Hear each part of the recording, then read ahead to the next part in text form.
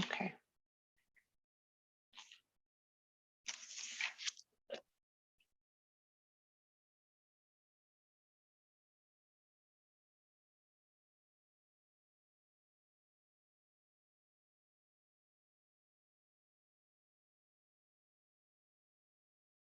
Okay, I think I see everyone.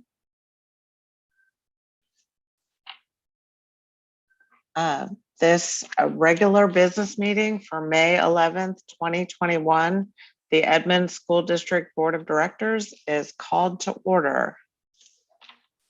Dr. Balderas, will you please read the land acknowledgement? Yes, love to, President Kilgore. We acknowledge the original inhabitants of this place, the Snohomish people and their successors, the Tulalip tribes, who since time immemorial have taken care of, hunted, fished, and gathered on these lands. We respect their sovereignty, their right to self-determination, and we honor their sacred spiritual connection with the land and water. By acknowledging these homelands, we commit to working with tribal nations to further the education aims they have identified in our classrooms and our schools. Thank you. Thank you. Next, we have our flag salute. I pledge allegiance to the flag of the United States of America and to the republic for which it stands, one nation, under God, indivisible, with liberty and justice for all. Thank you.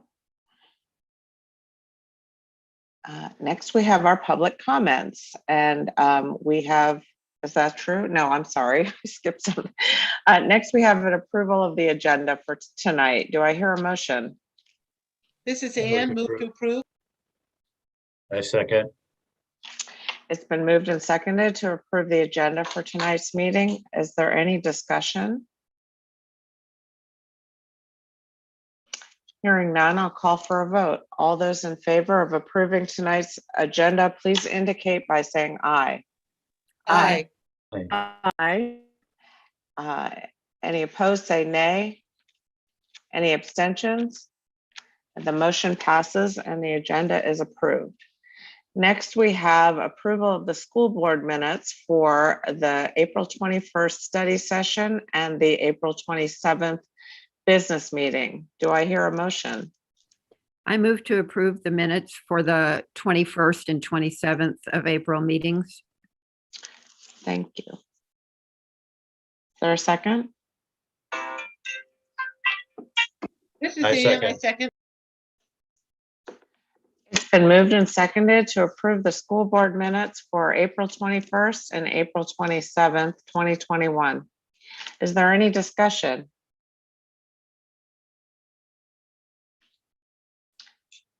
Hearing none, I'll call for a vote. All those in favor of approving the school board minutes for April 21st and 27th, please indicate by saying aye. Aye. Aye. Aye. Any opposed, say nay. Any abstentions? The motion Hello, this is passes. Karen. Oh. This is Karen. I'm just abstaining. I wasn't at these meetings. So That's thank you. right. Thank you. The motion passes and the school board minutes for April 21st and April 27th, 2021 are approved. Next, we have our public comments. The public comment item on the agenda is an opportunity for citizens to address the school board. Items brought forward during this portion of the agenda will not be acted upon by the board at this time. Questions may also be referred to the superintendent or staff for examination and later response. Because we're in a pandemic and we're still meeting electronically, the board accepts written comments. And we have several comments tonight, but enough that we'll be able to read all of them. We have enough time. So I'll go ahead and start with that. Our first comment comes from Kathy Bonoff on the subject of the technology department. I want to give the staff in the technology department some of the recognition they deserve. I couldn't do my job without their support. They always answer any questions I have with a pleasant and willing attitude, guide me through procedures with patience, and make me feel technologically competent. Our next is from Amy Emond on the Freedom of Expression Policy 3220.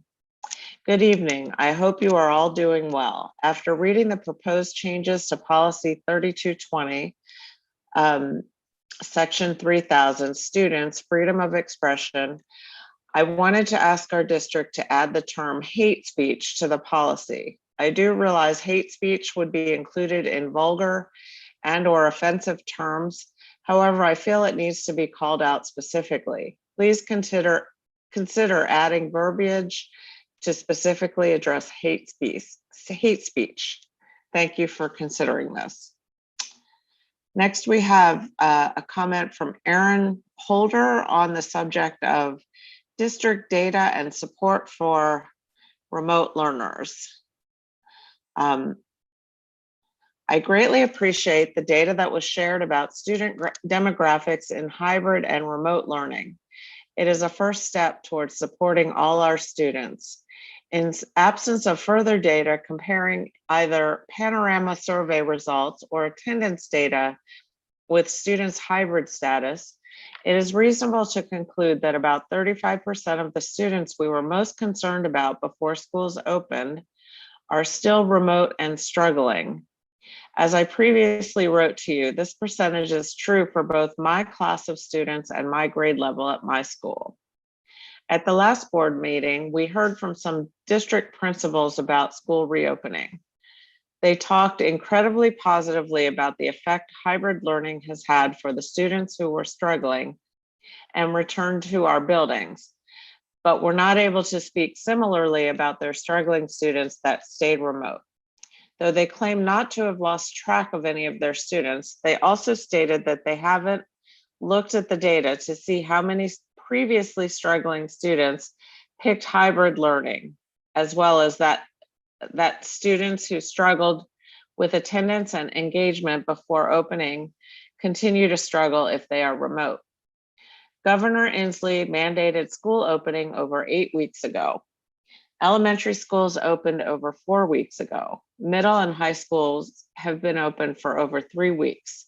The district worked hard and fast to make this happen. But for these students, nothing has changed. We seem oddly comfortable playing out the clock of this school year on them. It is not as though this was an unforeseen problem. I wrote to you and the instructional cabinet about these students back in January and February. I met with Dr. Baumgartner to voice that only opening schools missed these students. There are 6 weeks left. How many students should we be comfortable not supporting? Should we expect the families of these students to be understanding that our priority was opening school buildings to hybrid students? Or do we expect them to take responsibility for our lack of support because they chose remote? How do we justify that 6 weeks isn't enough time to do something when we managed to open every single school building to hybrid students in less time? And I'd like to go ahead and pass the baton. Would somebody like to take over? Reading? This is I'll Ann. take, go ahead, Ann. Okay, the next one I have is Katrina Vickerman. Is that correct?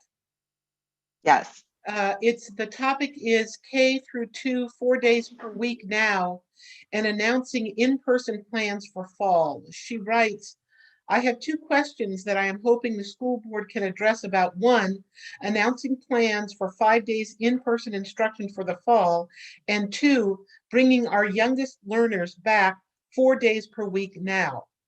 First, my understanding is that Edmond School District expects to be 5 days a week in person in the fall with the CDC recommended 3-foot spacing, and that the only reason we would be hybrid is if COVID case counts are over 350 per 100,000, which seems very unlikely given vaccines and recent numbers.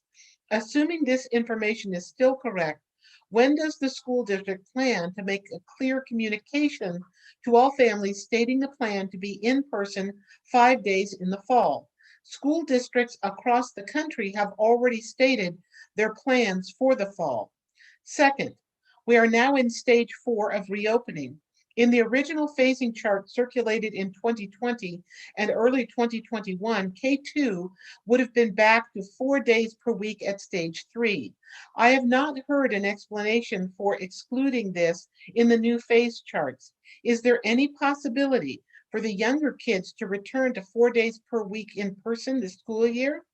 Given the increased vaccination rates and the newer CDC recommendations related to distancing than were evident in March, this change seems past due. There are greater psychosocial and potentially health risks for the children, keeping them out of school than COVID health risks from in-school interactions that follow recommended safety guidelines. Are there waivers to the required 1,000 hours of instructional time for first grade students due to COVID? Now that there are vaccines available to all, I believe public schools should at least be striving for the weekly average required instructional hours, even if we can't make up hours lost earlier in the year. With some generous counting, my first grader is currently receiving 15 hours of instructional time per week, 11 hours short of what they would receive weekly if we were meeting the 1,000 hours over 180 days requirement. Making a change for even the last month of school would make a big difference for our early learners. The next is from Christina Freeberg, and it's in regards to reopening schools to in-person learning. She writes, schools need to reopen to in-person learning 5 days a week this fall. As a community, we have always supported our teachers and our school buildings and have time after time voted to increase teacher salaries and pass levies that would give funding to update our outdated buildings. It is time for the union and the school board to now support our children. They have been the victims of this political game between school district and union. I chose hybrid learning for my son because he has been lacking social interaction this past year. But hybrid learning seems to have left him lonelier than before. Rather than 4 days of virtual interaction with his peers, he now only receives 2 days in only what I can describe as a prison-like environment. He must keep 6 feet of distance from his peers, although the CDC has said 3 foot is sufficient. Eats in a lunchroom where he sits at a table alone, only allowed to socialize with a student to his left or right, 6 feet apart. And in his classroom, if he wants to move around, he can exercise within his designated square or quote cell, unquote. We have been told all of these measures are to make contact tracing easier. So why can he not at least have normal actions within his hybrid group? The CDC does not recommend these measures, and the only explanation for any of this is fear. We have been in this pandemic for a year and cannot live in fear anymore. There is science and data out there that shows children can safely return to 5 days of in-person learning, yet the union is using their own alternative facts to support an agenda that does not have our children's best interests in mind. This needs to stop. The district and the school board need to start fighting for their students and our community, and we need to base our decision in the science and data that is out there, not out of fear. The next comment is from Laura Ambry, and it is in regards to in-person school. She writes, returning to in-person school full-time is the only equitable solution for our public school students. The divide between students with both working parents, those with a stay-at-home parent, and those attending private schools grows bigger by the week. Our kids should not have to face this disadvantage. And the final one I have on my list is Julia Davis, and it's regarding return to in-person learning for fall 2021. She writes, Strong opinion that the kids should return to full-time in-person learning this coming fall. When will the final plan be communicated to families? Early communication will be imperative to planning. And that's the last comment I see. Thank you, Director McMurray. And that is the end of our public comments. Next, we have our consent agenda. Do I hear a motion? I move to approve the consent agenda. This is Nancy.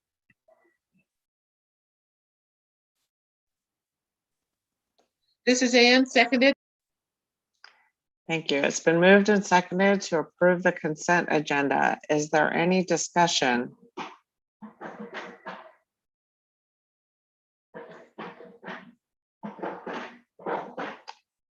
Hearing none, I'd like to call for a roll call vote, please. Director McMurray, Aye. Director Noble, Aye. Director Chase, Aye. Director Kadams, Aye.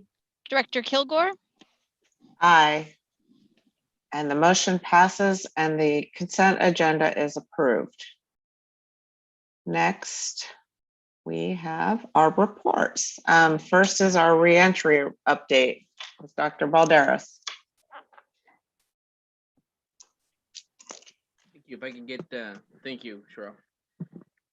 Again, this is our regular report for the board for the first board meeting here in May. Next slide, please. Again, as stated, we are in stage 4 right now for reentry as we conclude the school year. And some of the questions have been asked. I know the community's asked a few questions regarding status of this. It's a mix in terms of how we got to the state, in terms of trying to have staff that are able to be remote and take care of our kids that do want that option right now, to our current students that want to come into our campuses. And also we've had, again, worked hard to make sure that we had the staff available to be able to do that, especially with the medical leaves that are currently in place and the medical conditions that some of our staff that do require a remote setting right now. So it's more complicated than just opening up schools. I want to just make sure the community understands we've worked very hard and our staff have worked really hard to try and make sure we're doing the best we can to meet the needs of our community. And this was something that we were able to negotiate in terms of as we came back to our brick and mortar. We're happy to have our kids back on our campuses. We're happy to have our kids back on our campuses. And to call it out, we do expect our kids to be at 5 days a week in person in the fall with a remote option for all 3 levels, elementary, middle, and high. That's yet to be determined. We will be sending out an intent survey just to get an understanding of how many of those kids will be wanting to stay remote and how many kids want to come back in. And that's going to be coming out this week. So just want folks to know. Next slide, please. I think that's on the next slide. So the intent formed out to families this week in multiple languages. And again, so we want to lead with making sure people understand we do expect to have in-person learning 5 days a week based on the guidance from the Department of Health. And again, we will be providing a remote option, online learning platform for kids for elementary, middle, and high school. And it will look differently for high school. Looking at e-learning right now for the elementary kids, it could look a lot like what we had experienced prior to coming back to hybrid, for the kids being remote. And for the middle level, we're looking for a program, a model that best meets the needs of those middle level learners and their developmental needs. And again, very different needs for all 3 levels. So we do need to have your feedback because it is critical as we begin planning. We have been planning, but for reentry back in this next coming school year in the fall, we do need to make sure that we have the right staff and also that we have just the right schedules to meet the needs of our community. So just want to make sure that people understand that that is coming out this week. Next slide, please. Dr. Balderas, just to make clear, that's an intent survey, but it is not your last and final opportunity. Thank you for clarity, President Kilgore. Our goal with having an intent survey is to have an understanding of where people are at right now to prepare for for schedules for next year, to be able to have enough teachers to be able to be remote, but also to make sure that we have the right schedules at the school level, at the elementary, middle, and high school. As we get closer to the fall, there'll be another, again, intent form, fully assuming that we will ask for, again, clarity on the intent, because again, the information has been changing so often. Again, we have now vaccines for 12 years plus, that it's very exciting for our kiddos and those families to be able to take that opportunity of that. And I think, as things change, I think the perceptions in their community will change as well. So our goal is to have as many of our kids as possible to come back to our campuses. That is our goal, but we will be sending out another intent form closer to ensure that we have the right numbers. So thank you for that clarity. Dana? Nope, this is me, I think. This is me again, so thank you. It's been a long day, so thank you. Our COVID dashboard, I know this is something that we currently send out an email every day at 3 o'clock based on our current case counts for positivity. And that's something that our communications department sends out. I know that we've had some comments from community regarding making sure that we were as transparent as possible. So our current staff as well get this. And again, the dashboard is on our website and it's accessible. And we played with it in terms of whether using Qualtrics as our backbone, which is a company that deals with data to be able to showcase the information. But we do have it online, and we do send out an internal staff email to our folks by roughly around 3 o'clock, right after 3 o'clock, to ensure that people understand our current case counts, because that was something that was a concern with some in our community. And also, again, our website has that same information. Next slide, please. All right, Dana Giesland, Assistant Superintendent of Ed Services. Our student health services team works very closely with the Department of Health, literally in contact with them daily. Today, specifically, Dr. Balderas and Mara Marano Bianco, who is our health services manager, attended a meeting with the Department of Health, and there were some significant updates, so I wanted to bring that to your attention. First of all, as you heard yesterday, probably the Pfizer vaccine has been approved by the FDA for 12 to 15-year-olds. So that brings our vaccines for 12 up on approval. The question that we're getting a lot from our community is, well, will we have some sites for the vaccines to be for our students to access the vaccines? And the answer is yes. We're working very closely with the Department of Health and Seattle Visiting Nurses, Seattle Visiting Nurses is the one who's doing the coordination and the delivery of the vaccine services at Edmonds College. So today in that meeting, we already had an MOU that the board approved. And so the district has some sites identified, and those were approved with DOH today. There's still a few more steps to take on the approval process for down to the 12-year-olds. So those will come out, we think, by Thursday. Once that happens, then we will work with the building administration and get all of the logistics set up. Our comms team is ready to go with some communications around that, but we really want to get that out in front of our families if they choose to vaccinate any of their children that are 12 years and up. We are considering Wednesdays and Saturdays a drive-through, kind of like what Edmonds College has currently, the drive-through model. There is a possibility of a mass clinic for 12 plus at Edmonds College this weekend. That would be a first dose only, targeting our 12-year-olds and up. So more to come on that. That was discussed late today. They're trying to make that happen for this weekend. So that's very exciting, because that would be a very local site for all of our families. And we will get communications out on that as soon as we have the go ahead.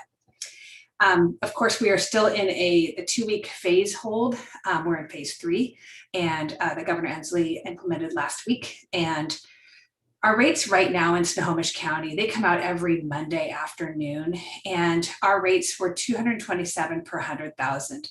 That's pretty stable. Last week, I believe it was 223. I think it got adjusted maybe to 220. So it's what Governor Inslee kind of anticipated was we're going to hit this plateau. And I think that's kind of what we're seeing. So we hope that we plateau, and that we go over that spring break bump that we hit, and then, that cases continue to decrease. some information from public health is that the variant B.1.1.7, which is the variant that's being attributed to the UK, is encompassing 50% of all cases in Snohomish County. So it's here and prevalent. And then lastly, the leading age group of COVID positive cases in Snohomish County is the 20 to 29-year-olds. For whatever reason, it could be because we have vaccinations available for older citizens, and so that they aren't as much in the positive side. But some questions have been asked about how many students or adolescents have been positive in Snohomish County, and it's maintaining, it's kind of in the middle. So really the leading age group is that 20 to 29-year-old group. Any questions on that? All right, we'll continue to get communications out to you as soon as things are approved, as soon as we can get things set up to give access to the vaccines for our 12-year-old and up students. Next slide, please. Just a quick update on our on-site COVID-19 testing. We had a pilot project that we were running at 3 of our schools. It's going very well. We are running it at Meadowdale High School, Meadowdale Middle, and Spruce Elementary. A huge thank you to the administrators at those buildings for the implementation and the health services team at those buildings. We are expanding to all of our district sites. We are delivering kits to the schools this week. There's lots of things, as the kit is kind of there. There's lots of pieces to this. All the school sites have received the training, and they have all the active links needed for a curative, so they're ready to implement data.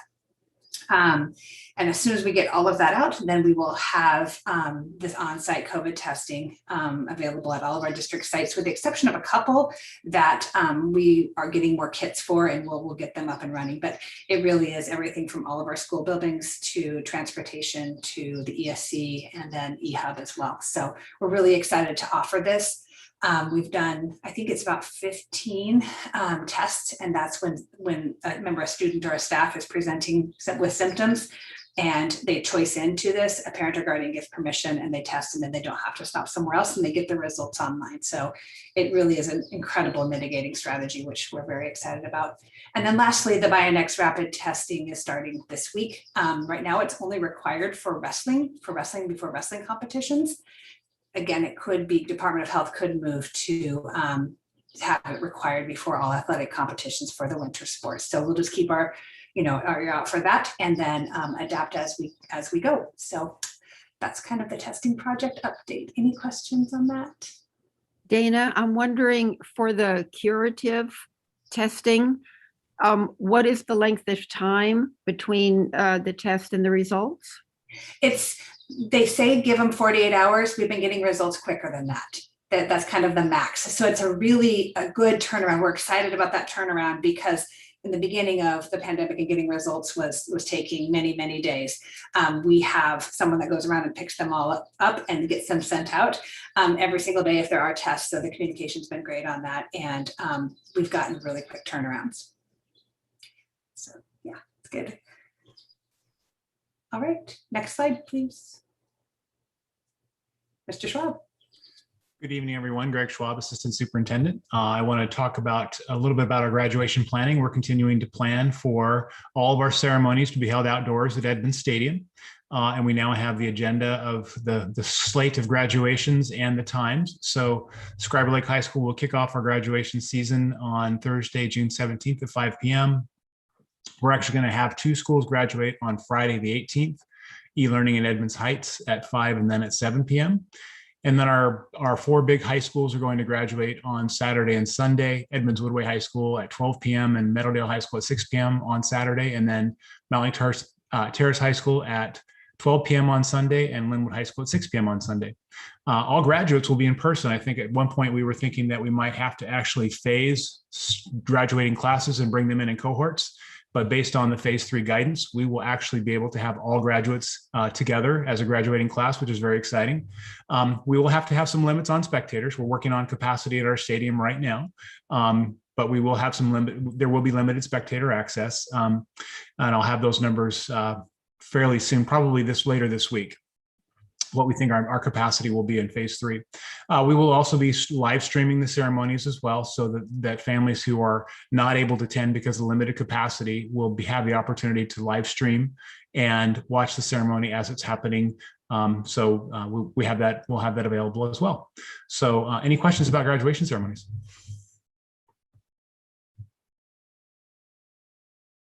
It's very exciting. It's nice to get back to a little bit of normal. All right, with that, I think Rob is up next. Yeah, next slide, please.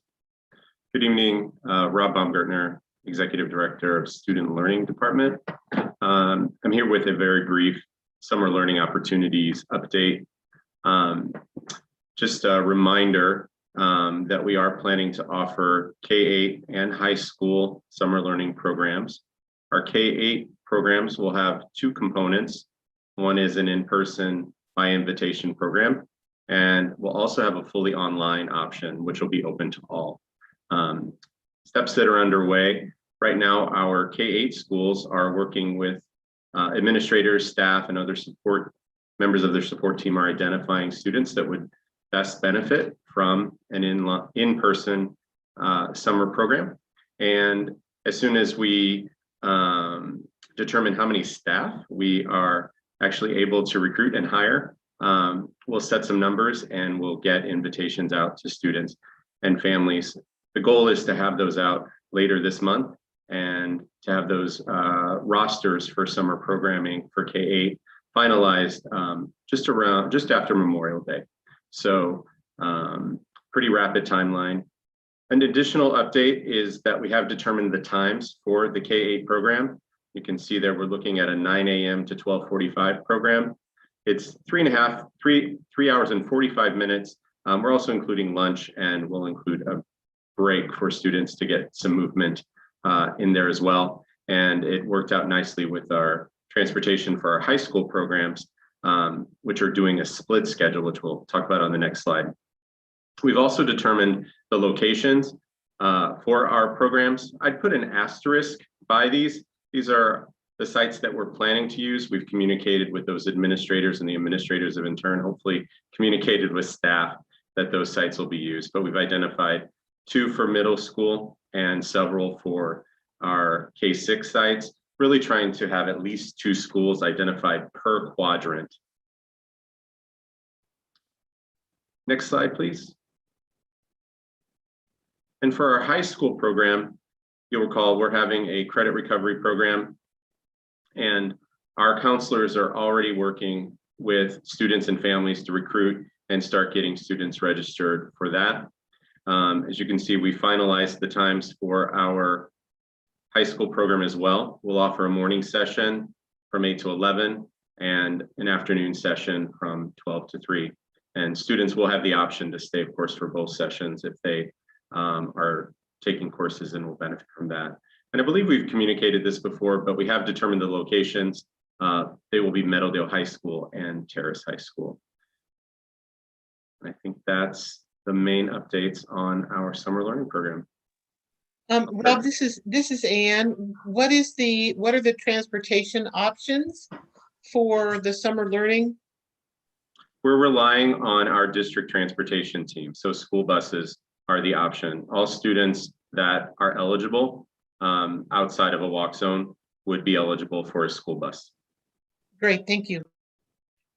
And Rob, can I confirm that there is no cost to families for this? Is that correct? There is no cost. We are able to use ESSER dollars for the most part to fund this.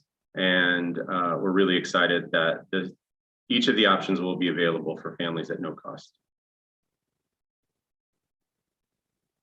Thank you. Back to you, Dr. Valderas. Thanks, Rob. And for the board and community listening audience, is we hope to also have a robust summer program next year as well. So not just this summer, next summer as well. Those are the dollars that we can encumber for a bit. So to help in some of the student learning. I believe that's it. Next slide, please. I believe that's it. We'll take any other questions from the board. But again, we really appreciate all the things that are occurring and the high school graduations. I hope to see many board members there as well to be able to get highlight and get back, like Greg said, get back to seeing kids and walking across the stage. I am going to ask our student advisors if they have comments. I know, Vandia. Yeah, I just wanted to confirm the graduation dates. I'm not sure where I read this, maybe in a high school like newsletter or something that they sent out, but I was under the impression that the Mount Lake Terrace High School graduation ceremony would be at 6 p.m. on the 20th of June. Um, I don't know if it was updated or It something. may have been, updated. So I believe the dates that you have, let me double check. Let me double check on that real quick. Okay, thank you. Yeah, Mount Lake Terrace High School is 12 p.m. on Okay. the 20th. Thank you for confirming. Any other students want to weigh in on how it's going? How reentry is going? Yeah, this is Isabel at Edmonds Woodway. I think it's going great. In my biology class, my biology teacher is talking about how we're going to start doing a couple labs that we didn't get to do in the beginning of the year. So I'm really excited for that. Yeah.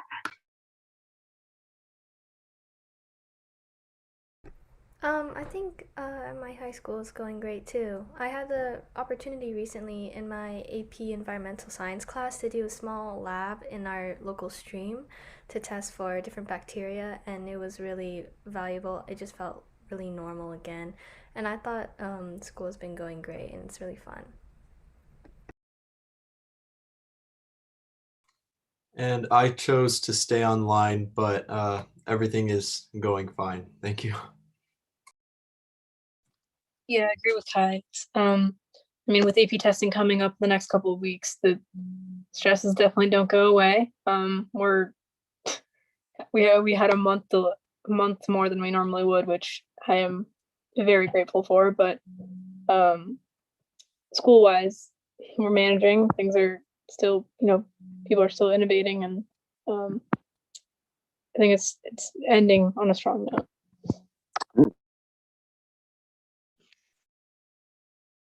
Well, thank you.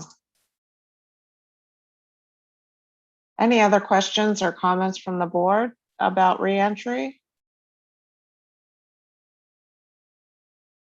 Okay, let's move on to our business and finance report. Lydia Selly.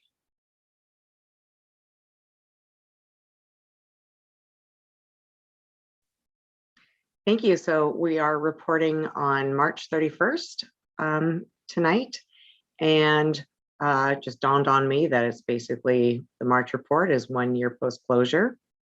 And if we go the next page.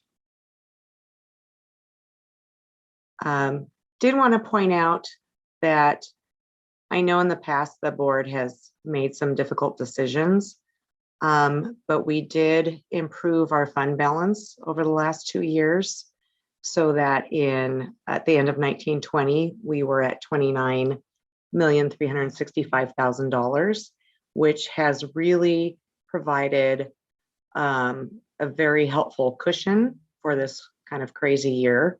We are weathering, our enrollment drop, and still looking like we're going to come in above 1819, still below 1920 as expected, but above the 1819 year, which is very positive. So that has been extremely helpful. We are about $4 million over where we thought we were going to start, kind of the pandemic effect. Even though we are spending slightly more than last year and receiving less, we're still about 4.6 million over where we had originally targeted fund balance to come in at. So that's good news to help us out there. Then I wanted to point out capital projects a little bit. In our revenue category, we are collecting on the 2020 capital levy this spring, capital technology levy. We're also still spending down on the remaining proceeds from the 2014 bond. And then the new levy, 2021 levy, you will see reflected in next year's budget. The other thing about capital in the expenditure budget is a snapshot of a multi-year budget. So the state requires us to take the capital projects fund and slice it into 1 year, but the dollars that you see in expenditures are really multi-year projects that we just have to take the snapshot. So it is generally larger than what we will spend in 1 year, but that's because we plan out the projects over multiple years. And then next year you will see more about Spruce in the expenditure budget. So that's exciting. So can we turn to the next page?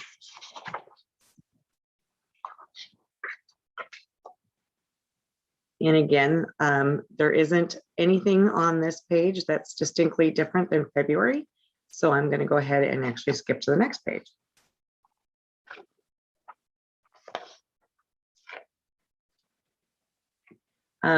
The only one item that's a little unique from last month and from prior years is you can see that we've received over $729,000 in commodities from OSPI. Typically, we're more in the $450,000 range. And I just found out from Megan today that because we have, one of the most successful food service programs in a pandemic, they have had more unused commodities that we have been able to access, a couple $100,000 worth, because other districts aren't able to use them the way that we are. So we are seeing yet another bump up in our food service program that's been real positive for us this year. And then I'm going to have you go ahead 2 pages. Right here, thank you. So the blue line has gone up slightly from last month. And one of the best news as to why is that we found out from the legislature. Earlier, they were telling us that we needed to backfill any transportation shortfalls with ESSER funds. And now it appears that they are going to fund our program out of state revenues so that we shouldn't see a transportation shortfall this year and have to backfill it with ESSER. So that makes ESSER funds more available for extended learning opportunities such as after school and summer school for sure. So that was really positive news. You can also see again that while we are coming in below 1920 levels, we are still well above the orange line, which is the 1819 outcome. So overall, holding really, really well in a very uncertain year. Next slide. So this is the less happy news. So currently we've dropped about 172 students between January and April, which is not yet reflected. So unfortunately, April goes down again. At this time last year, between January and March, we had gone down about 69 students. So I looked to the year before between January and April, and it was about 113 students. So we are decreasing a little bit faster than we like. And so as of April, which again is not reflected yet until next month, we will be about 593 students down from the previous year.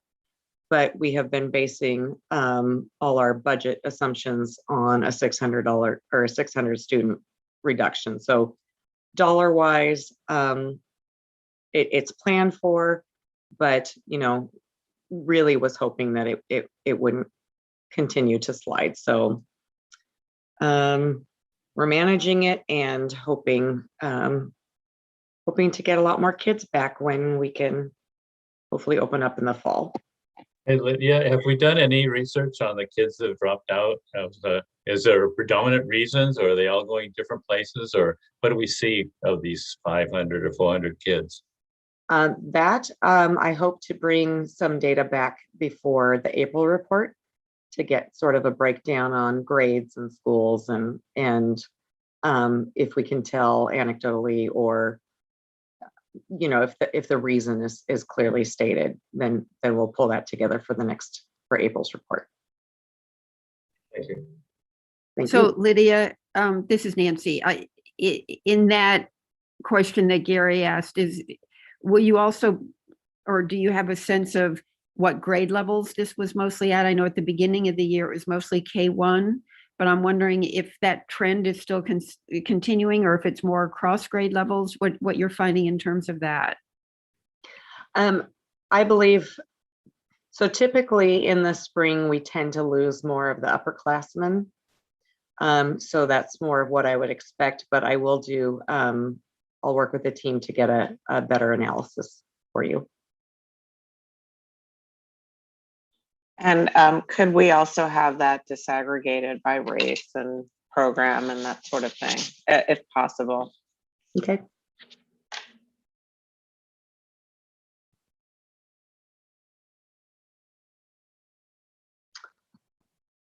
Okay, any other questions? Okay, so that concludes the March report, and I'll bring more data back for April enrollment. Thank you. Thank you, Lydia. Next, we have unfinished business. Our first item is a second reading to approve Resolution 21-13, Reduced Educational Program for the 2021 to 2022 school year. Do I hear a motion? I move to approve. I second it. It's been moved and seconded to approve Resolution 21-13. Is there any discussion or questions? I'd like to just say that I'm really pleased that the only reduction that needs to happen is a half-time assistant principalship, elementary assistant principalship position, and that there are no other RIFs going on in the district. And hopefully there'll be a position for that person who's in there. So it's a really positive picture, actually, even though we have to pass this particular resolution for a half-time position.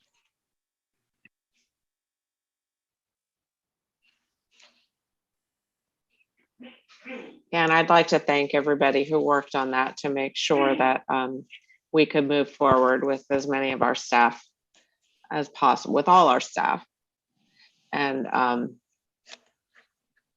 try to stay whole this year in such a difficult year.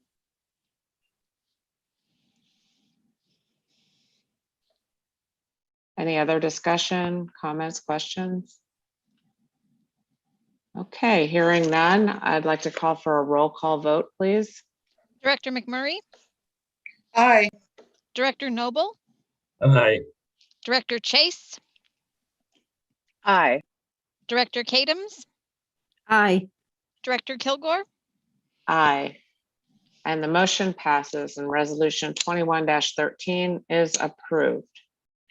Our next item is a second reading to adopt revised policy 3220, freedom of expression. Do I hear a motion? This is Ann, move to approve. I second it. Nancy?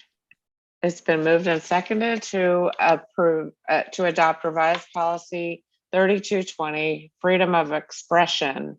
Is there any discussion? Yeah, I'd like. Thank you. Okay. You want to go Hey, ahead, Nancy. Karen? You're Yeah, probably I going to just say wanted what I'm to- going to say. Go for it. About the comment about adding hate speech to here that was brought up in our public comment by Amy. I was just reviewing, and I'd like to pose that to the board that we consider adding hate speech in here. And I was just looking through to see where the appropriate spot was. I think the appropriate spot is the last sentence of the first paragraph. where it refers to offensive and I think vulgar language, and like to add hate speech in on what kids are prohibited to do. And I want to thank Amy for pointing that out. I think it's a really good revision. And I just wanted to ask for clarification from Dr. Balderas or whomever is our public meetings expert. Is this something that we can add tonight and vote on? Or do we have to open it up for the public to weigh in on? So what we can do is not overly substantial. It's adding a word or two words to the policy. I suggest the board amend the current proposed policy with the addition of the language proposed by the directors under that first paragraph, vulgar, offensive, or hate terms in classrooms or assembly settings. I believe that's where it was targeted, correct? Yeah. Hate speech, yes. Hate speech, and then we can, again, and then the board would vote on the amended provisions. Okay, someone want to make a motion to amend? So moved. I second it. There's a motion. Yeah, motion. The motion is to amend the, policy 3220, freedom of expression, to add the word hate speech to the, Nancy, help me out where was that again? So in the last sentence of the first paragraph, I think it should say, students are expressly prohibited from the use of vulgar, comma, offensive, comma, and or hate speech. Oh, maybe it should start prohibited from the use of hate speech, comma, vulgar and or offensive terms in classroom or assembly settings. That seems to flow better. Does There that we go. work? So moved. Is there a second? I second it. It's been moved and seconded to amend the policy 3220 revision. Is there any discussion on the amendment? This is Anne. I know that we often put in legal references, and my guess is there is a legal definition or reference as to what constitutes hate speech. And my suggestion is that reference be added so that it gives, it's not just our terminology, that it's directly tied to the state definition of hate speech. So if I can make a recommendation regarding adding any cross references, legal references and so forth at the bottom, and staff can take care of that. I think the intent of the board is to add that up front, and I believe that appreciate Director McMurray for bringing that up, and we can add that at the bottom. Staff can add the cross referencing at the very bottom.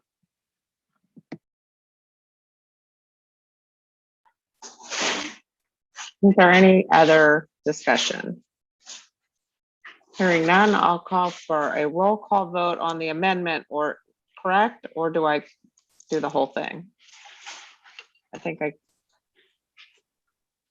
do the amendment first. Okay, I'd like to call for a roll call vote on the amendment to the revised policy 3220, freedom of expression. Director McMurray, Aye. Director Noble, Aye. Director Chase, Aye. Director Kadams, Aye. Director Kilgore, Aye. And the motion passes and the revision is amended. And now I'll call for, is there any discussion on the revised policy 3220 with the amendment to include the term hate speech? Hearing none, I'd like to call for a roll call vote, please. Director McMurray, Aye. Director Noble, Aye.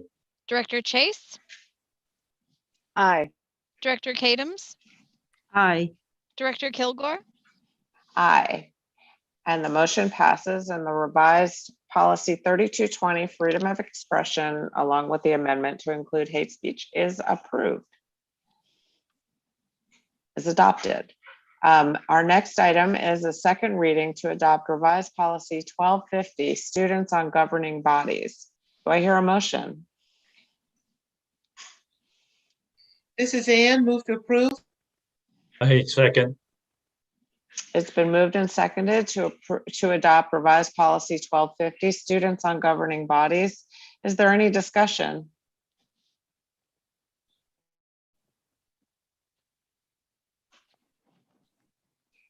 Hearing none, I'd like to call for a roll call vote, please.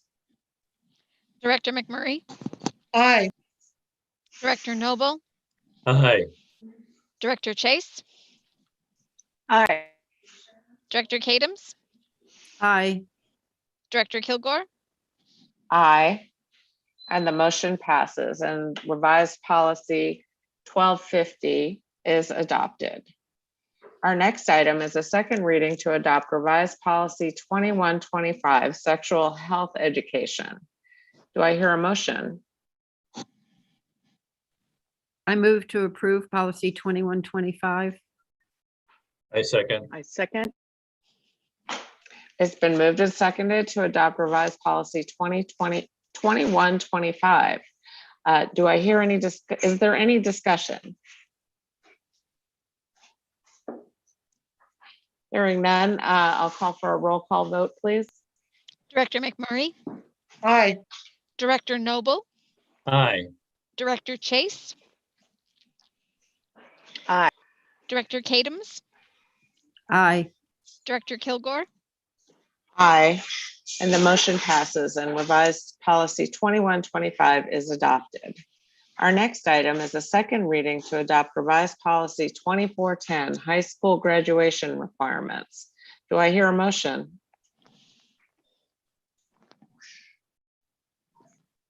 This is Ann, move to approve. I seconded. It's Nancy. It's been moved and seconded to adopt revised policy 2410. Is there any discussion?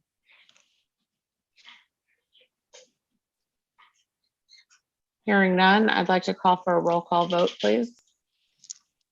Director McMurray, Aye.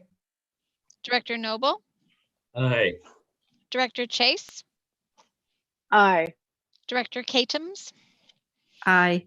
Director Kilgore, Aye, and the motion passes and revised policy 2410 is adopted. Next, our next item is a second reading to adopt revised policy 3131, transfers. Do I hear a motion? I move to move to- approve policy, revised policy 3131. I second. It's been moved and seconded to adopt revised policy 3131. Is there any discussion?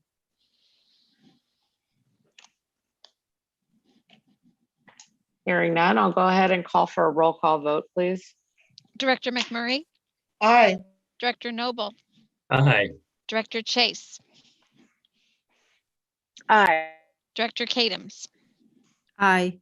Director Kilgore, Aye, and the motion passes and revised policy 3131 is adopted. Our next item is a second reading to adopt new policy 3535, financial aid advising day. Do I hear a motion?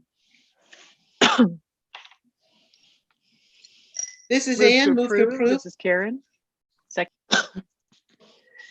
Thank you. It's been moved and seconded to adopt new policy 3535, financial aid advising day. Is there any discussion? I just want to say that that this policy wasn't in effect when I had to fill out the FAFSA, I sure could have used some help. Yes, indeed. Okay, I'll go ahead and call for a roll call vote. Director McMurray, Aye. Director Noble, Aye. Director Chase, Aye. Director Kadams, Aye. Director Kilgore, Aye. And the motion passes and new policy 3535 is adopted. Next, we have new business. Our first item is a single reading to approve authorization to use the general contractor construction manager project delivery method for the ESC HVAC lighting roof and roof upgrade project. Do I hear a motion? I move to approve the use of that project delivery method for the ESC. Mrs. Ann, seconded. It's been moved and seconded to approve authorization to use GCCM project delivery method for the ESC project. I should get some special favor for saying that all without messing it up. Is there any discussion? I just want to say, first of all, I think the checklist looks really comprehensive, professional, and like a great use, but I would expect Ed Peters, he'd be using great processes anyway. And I have to say, as someone who worked in the ESC for 17 years, they desperately need this work to be done. So it's well worth it. And so yay that we're able to do that. Yes, again, thank you to our community for voting for the capital levy so that we can keep our buildings in good shape. It's the fiscally responsible thing to do and makes us happy. If we're not, if the rain isn't coming in on our heads. Is there any more discussion? Okay, hearing none, I'll go ahead and call for a roll call vote to approve authorization to use this method. Director McMurray, Aye. Director Noble, Aye. Director Chase, Aye. Director Kadams, Aye. Director Kilgore, Aye, and the motion passes and the authorization is approved. Next, we have a single reading to approve acceptance of Public Works contract for the Edmonds Elementary School roof replacement. Do I hear a motion? I move to approve. I second it. It's been moved and seconded to approve acceptance of Public Works contract for the Edmonds Elementary School roof replacement. Is there any discussion?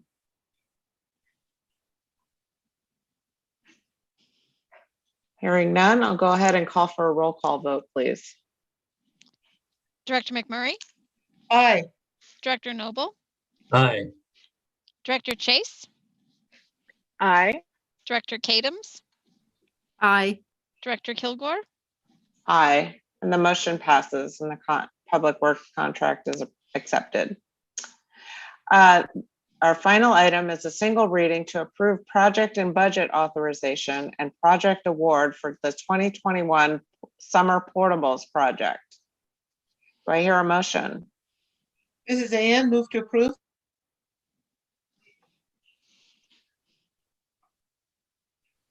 This is I Karen, second it. It's been moved and seconded to approve project and budget authorization and project award for the 2021 Summer Portables project. Is there any discussion? This is Ann. I'm glad to see that it's one. We're not, we're not moving 15 around. So I took that as a very positive sign. That was notable. Anything else?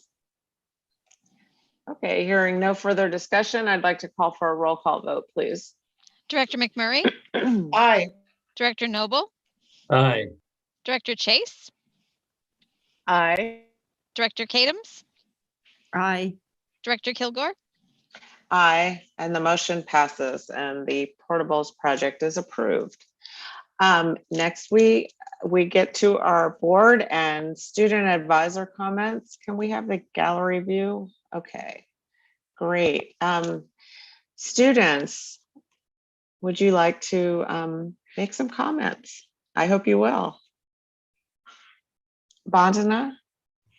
Yeah, I wanted to mention two things. First of all, it's great to see how far we've come in terms of the reopening plan. I remember like a few months ago, it almost seemed like we would not pass stage 1 or stage 2. So seeing us like this close to fully open is really like a glimmer of hope. And then secondly, this isn't related to today's meeting, but I think maybe a few meetings ago we were discussing in terms of high school military recruitment.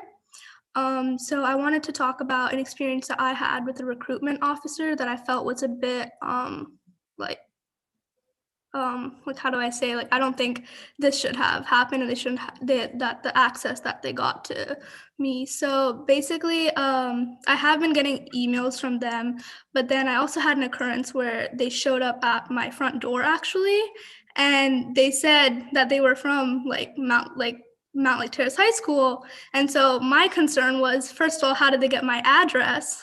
Because I remember Director Kadams, you were saying during this meeting that we should almost do like an opt-in type of thing, and that they don't get to interact with students directly, like students have to come to them.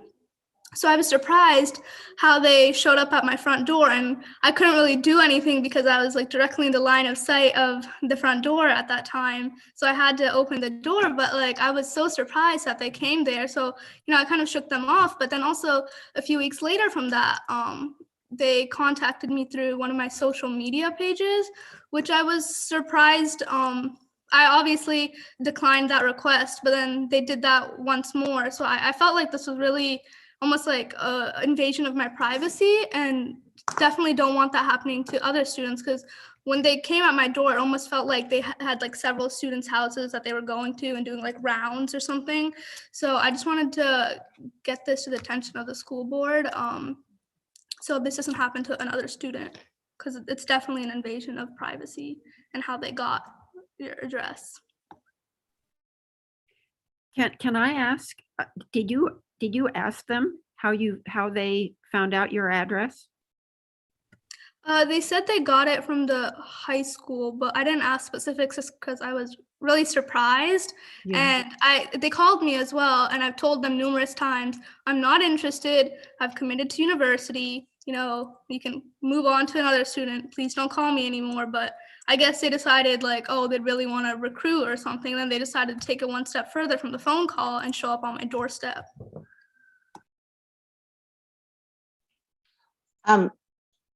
Mr. Schwab, Dr. Balderas, can you remind us of what our obligations are to military?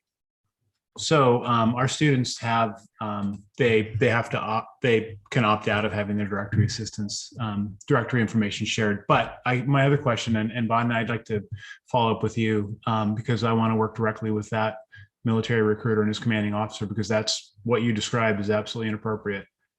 And I have had those conversations with the commanding officers of recruiters before to let them know that you've clearly violated our district policies around this. So you won't be allowed to recruit in our schools anymore. So I would love to talk to you and find out which branch that person was from, so that I can follow up directly with the commanding officer of that particular person. So.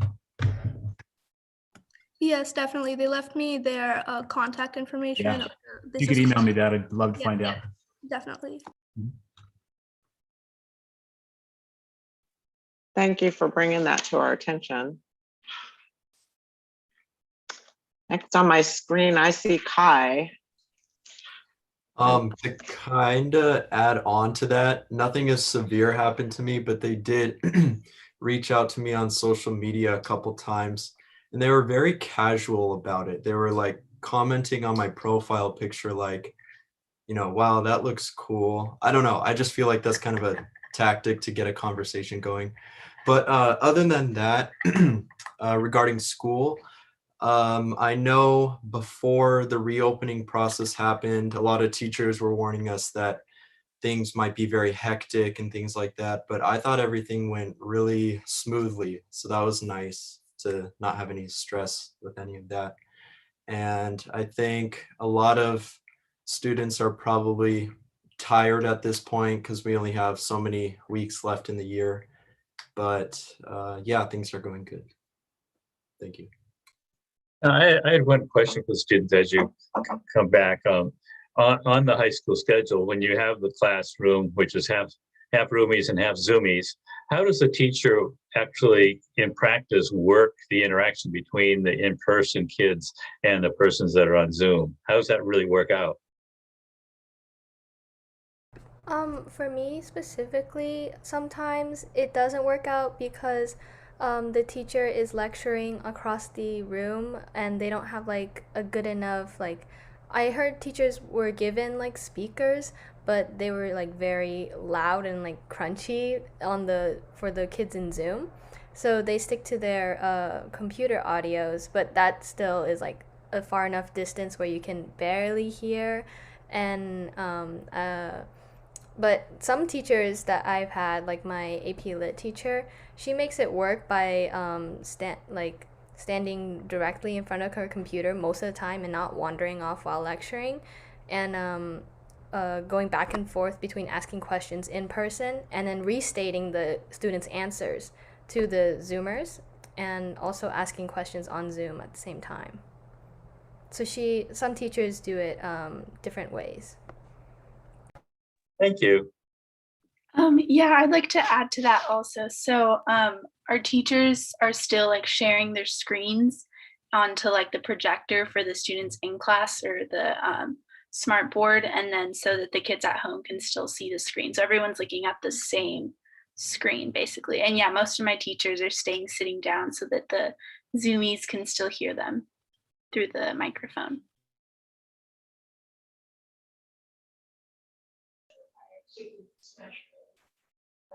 Isabel, do you have any other comments you wanted to make tonight? Yeah, just thank you again for the great like smooth transition to in person or to the hybrid model. And it's really nice to see, even though I'm not a senior, it's really nice to see all of the seniors being like very excited, getting their cap and gowns, and just knowing that they can all graduate together and actually have like a graduation ceremony this year. It's really nice to see. Sorelia? As one of the seniors who are graduating, I'm super ecstatic for not only graduation but prom. I'm just really grateful that we have this opportunity and for the people that made it accessible to the students. So thank you for that. I'm pleased to hear that. And Ritika? Yeah, so first of all, it is very exciting that we're having an actual graduation this year. Covering the virtual graduation last year was about the most bizarre thing I've done. Just very, very interesting way that we had to make that work. Also, I love the fact that Zoomie and Roomie is becoming a commonly used thing this year. That cracks me up. But in terms of that, actually, teachers have been super innovative. I mean, even in an AP Chem class where I was like, how is this supposed to work? We've had, whether it's relying on demos or having students in the classroom, do the labs and then also engaging the Zoom people by, explaining what's going on. Like I am just so impressed with how teachers have managed both things at the same time. I know it's not easy. On another note, completely not related to anything that we were talking about tonight, but something that has been brought to my attention.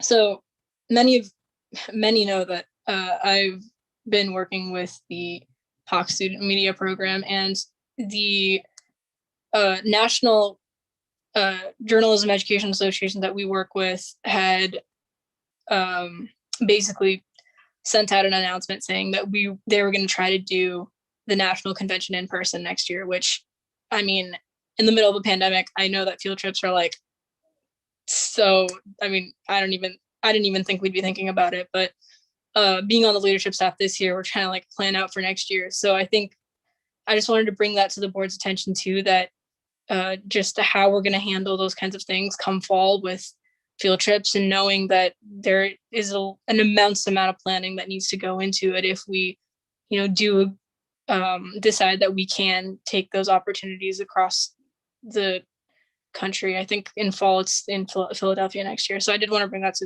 the board's attention as well, that that is something that even though, we're in pandemic mode, that isn't we're needing to consider right now too. So yeah.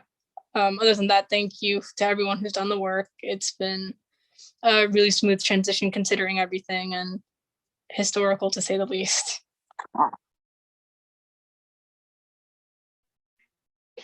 Thank you. And now for our board comments.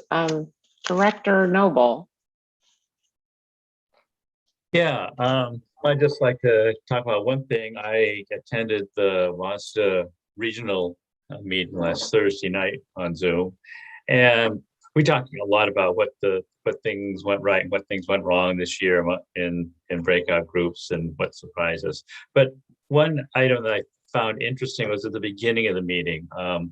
The Lakewood superintendent was talking about the land acknowledgement, and they've worked with the Lummi tribe, which is part of their district, and their land acknowledgement is very, very similar to the one that we worked out with the Tulalip tribes. But what happened after that is they had one of their students read a poem that they had written, and she was a Lummi tribe member, and her poem, the basic message of it was, although it was an incredible poem, is that it's great that you have a land acknowledgement, but that is just one tiny, tiny step in a really, really huge problem. Because, and she talked about all the things that have happened to Indians since white men basically came to the Americas, and the atrocities that's happened to them, and even very recent things where students were required to speak English in their classes and not use their native languages. And she just wanted to make sure everybody knows that this land acknowledgement is really great. It's great telling that your school is on land that's previously by Native Americans, but is just such a tiny aspect of a really long-term issue that still today affects each and every Native American or Indian in the area. And the past just doesn't go away, and they have many disadvantages that they have to deal with simply because of their past. So it was a really nice way to introduce the fact that there's lots behind just having a land acknowledgement. So anyway, that's really all I have. Thank you.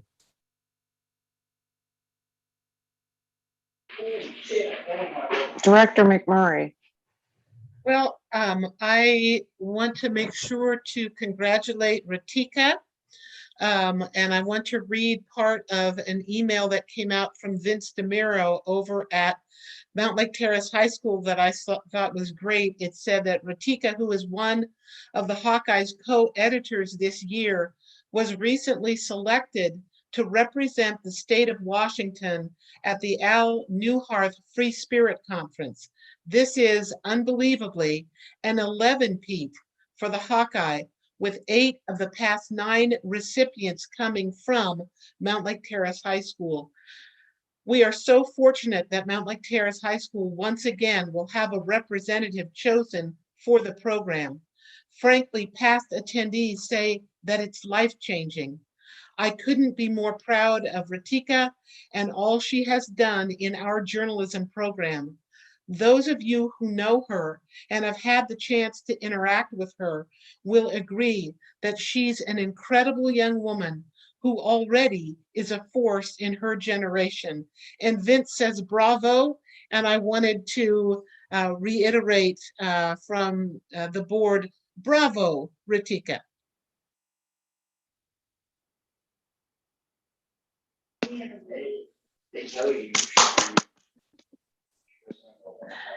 Thank you. Director Chase. Thank you, Director Kilgore. As we, it is wonderful to hear about the celebration. So, Anne, I'm so grateful that you mentioned that. I was going to read that too, if you hadn't. Yeah. And then Gary, I really appreciate the conversation. You know that it's one small step to acknowledge, but we didn't even start acknowledging that we were on Indigenous lands until about 3 years ago, I believe it was. And so I really appreciate you mentioning that it's just a small step in a long journey that we have, not only as a board, but as a whole country. And as a legislative rep, we have many small steps. The legislature did finally pass many bills, some that we liked, some that we didn't like. There's and as Gary was discussing, we're having lots of meetings to talk about some of the implications of things and trying to understand some of these implications so we can do some planning. But one of the things that we're doing in addition is the legislative committee is doing policy considerations. And I shared a few with you. We're finishing up this Thursday with a number of the proposals. And as you can imagine, everybody's frantically doing the final touches. Some of those that I did share about attracting, recruiting, retaining qualified and diverse school board members is one that was spearheaded by our friends in the South, to Shoreline and Everett and North Shore, our neighboring school districts. And that's why I shared this one, if that is something that you individually as board members either want to support, or if that's something as a full board we'd like to support, I would highly recommend it. And I shared it with the students too. There are a whole laundry list of proposal process. I'm talking about supplemental funding beyond ESSER is one of the big ones. And then also recognizing, equitable funding formulas, which we always do. But after this Thursday, I'll be able to share a more complete list as we will have it by then. And so thus is the update for right now. And I wanted to double check that I had sent the final sine die legislative reports. I'm going to check my send, or you can just tell me, no, Karen, you missed the final one. And just let me know if there's any questions on any of this stuff. Thank you. Director Kadams. Hi, so I want to share one idea that I'm hoping we can bring to the board. So I joined the committee that's part of the equity team efforts coming out of Dr. Vergara's office. And this is specifically for the 2S LGBTQIA+ group. They keep adding letters to it. But we've had one meeting so far. This is a group of staff, students, parents, and the idea that came up was for the board to do a resolution in support of this group to make June Pride Month. There are several staff on the committee who are putting together resources for teachers that are age appropriate and help to share the celebrations, achievements, and history of the activism for civil rights that this community has worked toward over decades and decades. And so I've spoken with Dr. Balderas and Dr. Vergara and Deborah as well, Director Kilgore, about creating a resolution for the board to consider. We're on a really short time frame, obviously, if we're talking about June becoming Pride Month, and encouraging teachers to integrate these resources as appropriate with their students to help educate their students about the culture and achievements and struggles of this community. So I wanted to just bring this. I think our goal is to try to have a resolution at the next board meeting to bring. Dr. Balderas, is that correct? Yes, absolutely. So, I propose possibly if a small group of us, maybe just Director Kadams and myself, work with other staff to be able to come up with a resolution that we can send out to the board prior for review, and then be ready for a first and second read at the next board meeting. Thank you. And I want to thank Dr. Vergara as well for just the work of him and his staff on behalf of all of the committees that are going on here. And, I don't think I think we need to think about for each of the groups that need to be recognized and for more education to be brought in, that we might have regular ongoing months of focus for the various groups, just as we've had Black Lives Matter month of recognition, so that it becomes a regular part of the education. And while it's hopefully going to be part of ethnic studies as well throughout the district, that this is a way to bring a focus on these various groups that I think is important for our students to be educated about. Well, I thank you for your background work. I guess it's my turn, but I'll ask others to weigh in. I'm certainly in favor of a resolution like you described, so I'm looking forward to reading it and reviewing it. I just once again want to thank our community for stepping up and supporting our kids with the capital levy passing. It's so important. And it fits very nicely with our goal to open up 5 days a week, full time, to all our students who want it. And I'm looking forward to moving forward with that. That's very good news. And just, I was surprised to hear how much the in-person graduations mean to me.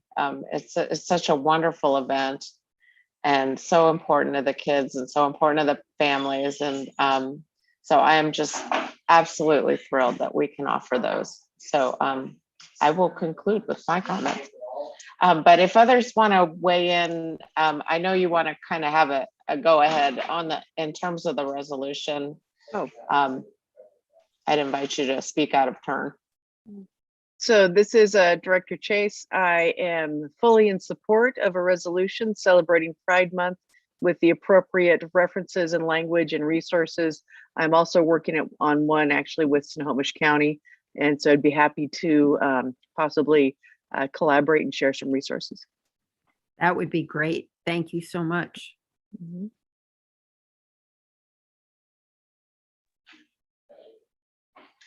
Dr. Balderas?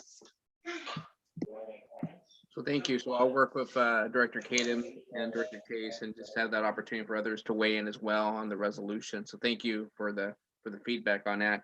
And I'll be quick for mine.